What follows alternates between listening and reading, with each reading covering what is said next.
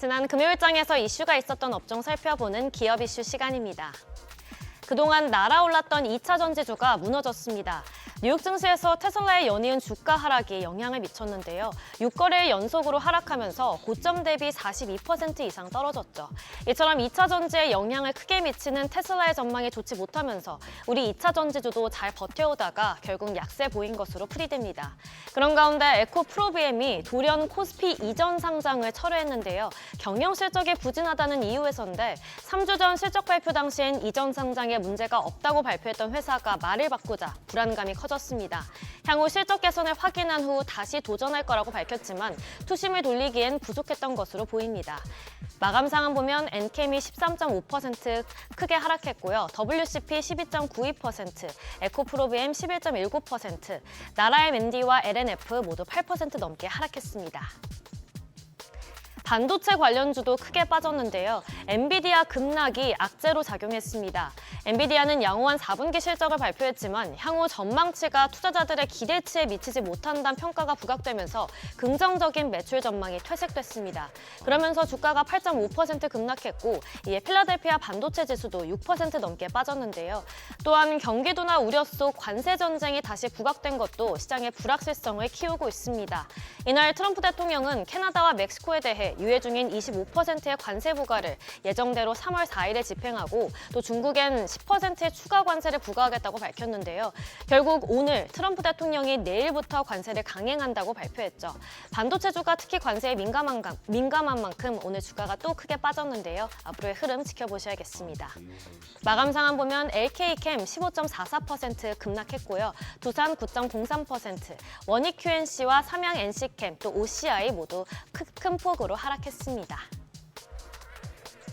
연이은 관세 조치가 시장을 압박하는 가운데 무엇보다 중국 변수에 주목할 필요가 있다는 관측이 거셉니다.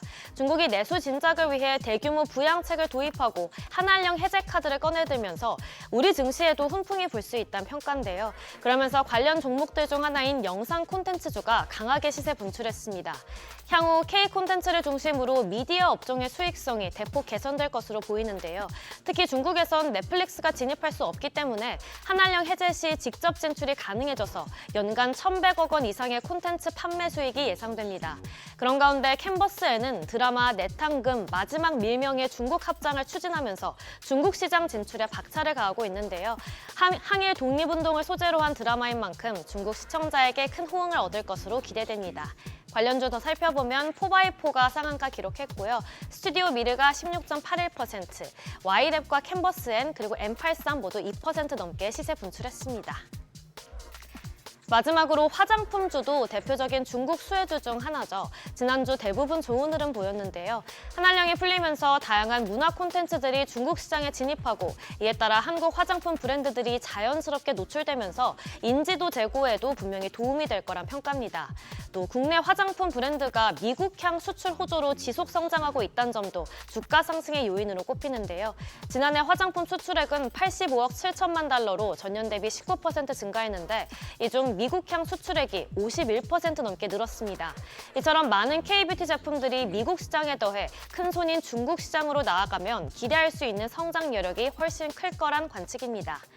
마감 상황 보면 BL팜떼기 상한가 기록했고요. C큐브 8.68%, 마녀공장도 8% 넘게 올랐고요. DYD 4.97%, 한국화장품이 3.49% 상승으로 마감했습니다. 지금까지 금요일장 이슈 전해드렸습니다.